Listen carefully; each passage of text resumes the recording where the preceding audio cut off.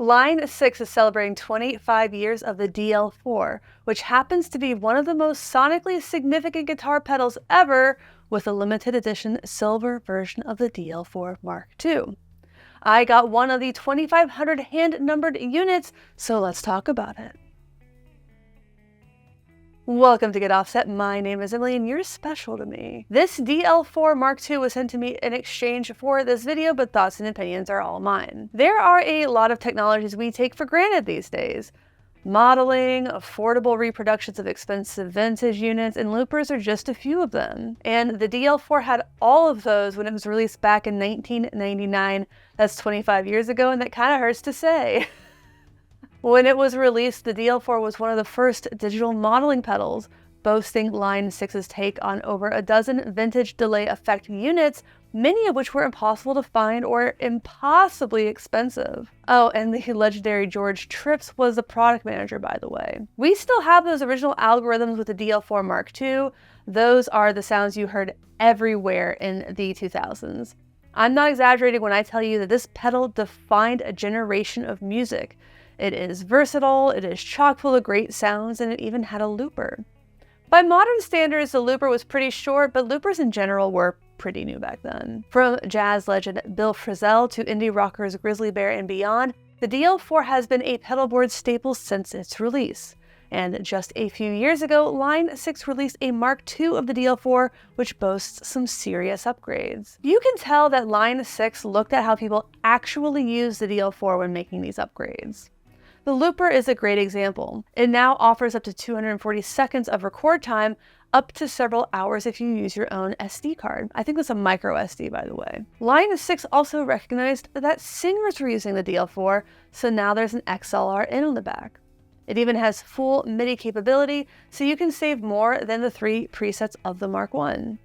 Also, it runs on standard 9V with a 500 milliamp power draw. In case you didn't know, the original DL4 required 12 volts of DC power and had a 1000 milliamp draw. And if you lost that wall wart, you had to pay $40 for a new one. But let's not dwell. Instead, let's celebrate that Line 6 fixed, from what I can tell, the biggest issues people had with the DL4 and added plenty of features from everyone's wish lists. Now for some real talk. Even with these upgrades, is there still space for the DL4 in a world of high-performance pedals with screens and computer apps? I mean, absolutely. There isn't a doubt in my mind that there will always be space for great pedals that don't have screens. Not everybody likes screens. I mean, they're not the first choice for my board. I think we will forever have a market for products that are completely tactile, that is, using your hands, easy to dial in quickly and sound amazing. And that's the DL4 Mark II in a nutshell. Now I would like to get into the sounds. Don't worry, I'm not going to go through every algorithm. That would be too much, and this camera does have a time limit. Instead, let's dig into a few of my personal favorite sounds. I am playing my Rev Star through the Benson Chimera plugin from Mixwave. Confusingly, the first thing I'm going to do is dial in a reverb. To do that, we hold the Alt Legacy button while turning the selector. I'm going to go with a spring delay, which is located on the Elephant Man / analog mod modes. I obviously still have a delay going right now, but let's talk about some of these controls with regards to the reverb.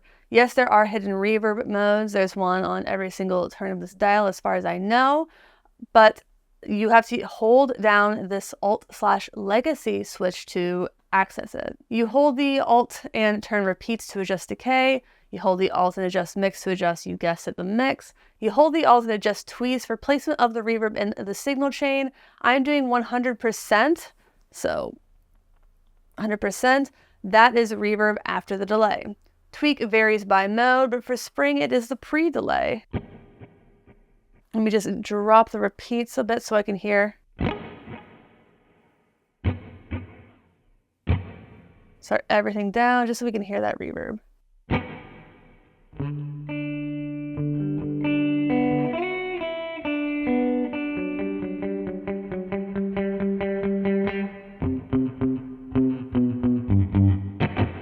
Good enough for me?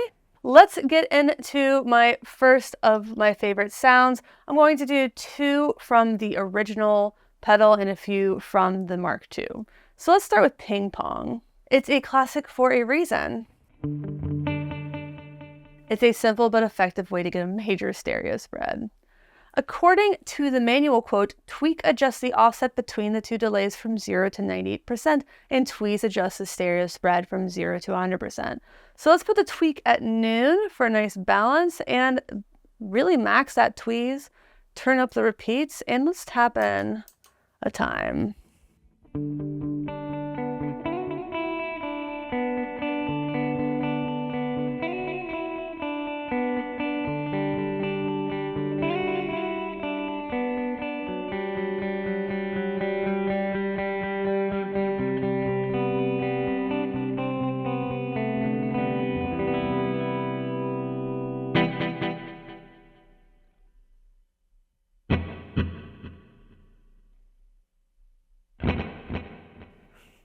So by the way, tweeze at 0, it turns it into a mono effect. I don't know why you would ever want to do that with the ping pong delay, but so you might. At least it's there for you. Let's try one more legacy sound, low res.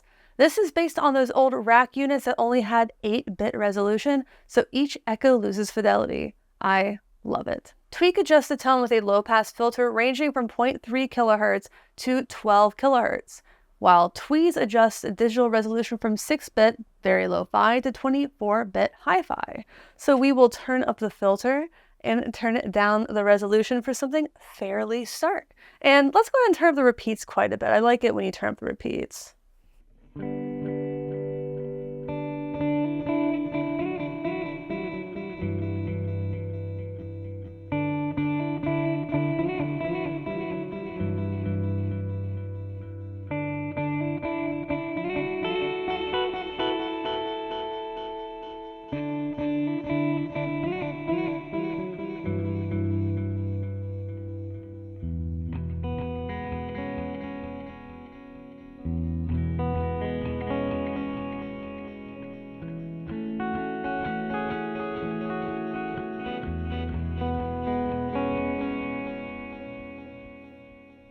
I mean, I could play that all day, but we do have other things to get to. However, if you're already sold on this pedal, I don't blame you. But if you do plan on buying this or any other piece of musical gear, I highly recommend and implore you to hit up the affiliate links in the video description. Using those links is a great way to support this channel doing things that, let's be honest with ourselves and each other, we were probably going to do anyway. Moving on to the Mark II algorithms, I'm going to deselect that Alt Legacy button and move to Crisscross, which always kind of makes me think of that song that gets played at weddings. This is billed as a, quote, combo of 2 digital delays, A and B, panned hard right and left, complete with a helping of lower bit/sample rate grunge for flavor. Tweak adjusts the time independently for delay B, while tweeze adjusts the crossfade amount. Rate A is set by the normal time control, and we can press and hold the Alt Legacy button and turn to get a subdivision. Let's go with whole note triplets. That's fun. And then we can similarly set our desired subdivision there. So I am going to have, that should be quarter note triplets, whole note triplets, and I'm going to tap in my tempo.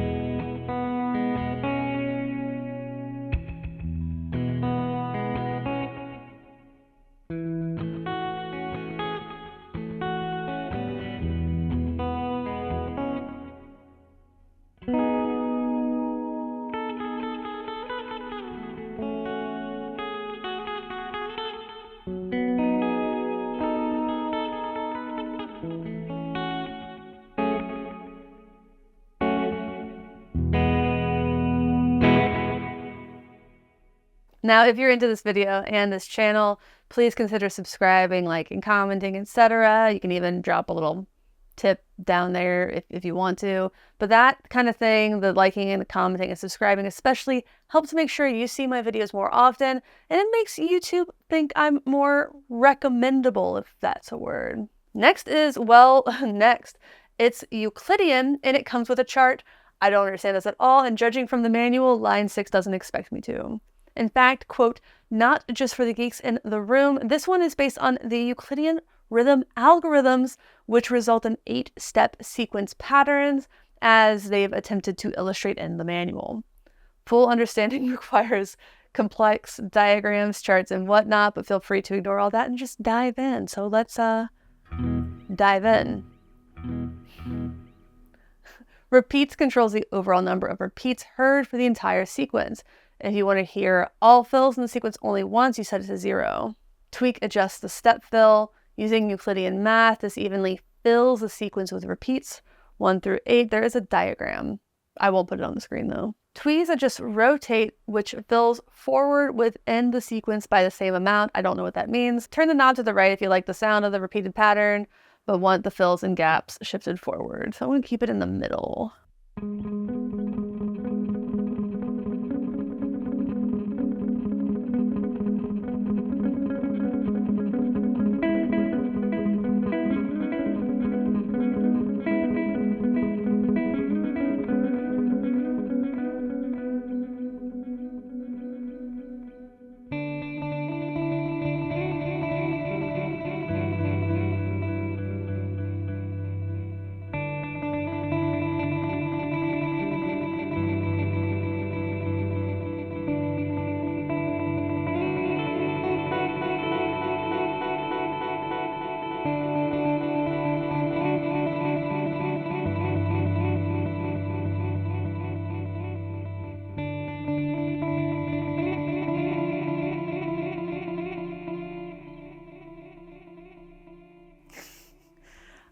Gotta love delay pedals because your mistakes stay with you forever. All right, let's look at a slightly less weird one.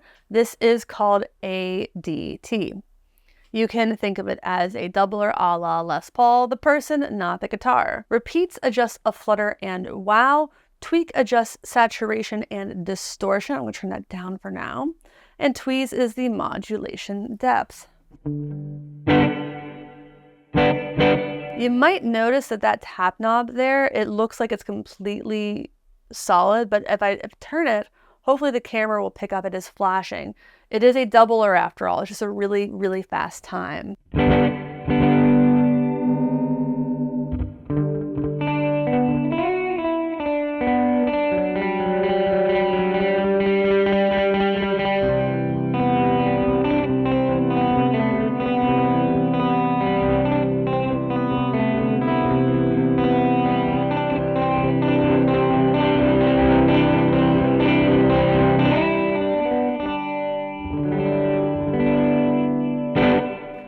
I hope I'm not clipping.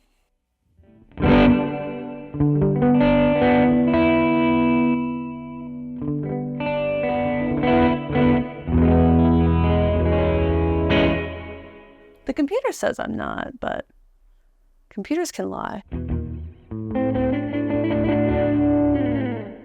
It is kind of funny when you really crank the modulation.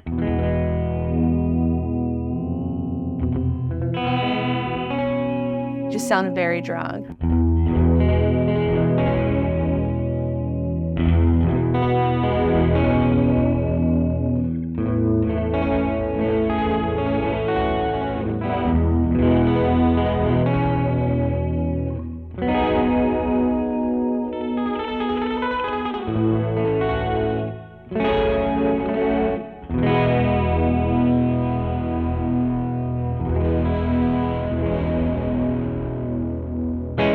I just really like this one.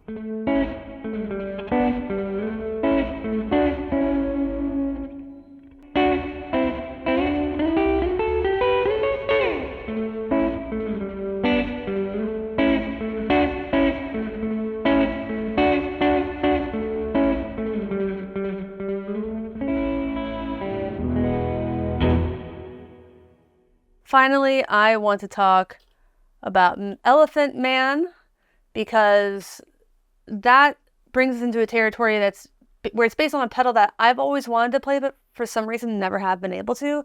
That's the Memory Man Deluxe by EHX. Yes, the original DL4 had this mode as well, called Analog Mod, but this one is billed as being, quote, more authentically matched to the pedal specimen on hand, and that makes sense. Technology has indeed gotten a lot better since 1999. Tweak adjust modulation depth, I'm going to turn that down because yikes. And Tweeze selects the mode of modulation between chorus or vibrato. I prefer chorus. And let's maybe not do maximum repeats.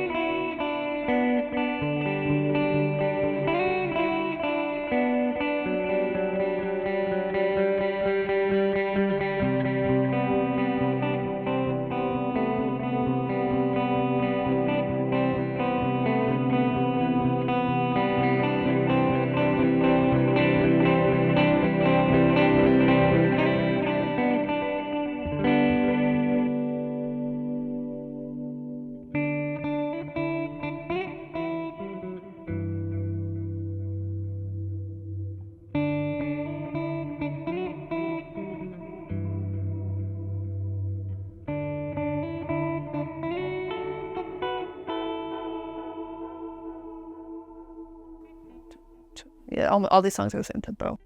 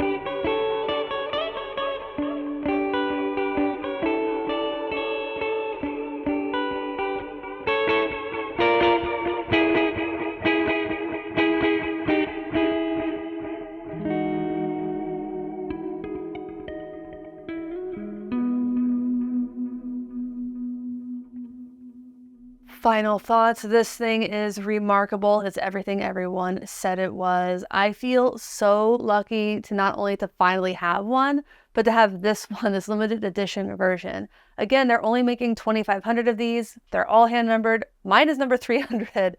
And by the way, if you liked this video, please check out the video on the screen where I cover the Catalyst CX100 amp. It's one of my most gigged with amps, and it's a total workhorse. Affordable and versatile too. Thanks for watching. Thanks for understanding. Like, comment, subscribe, blah, blah, blah. Until next time, my name is Emily. Goodbye.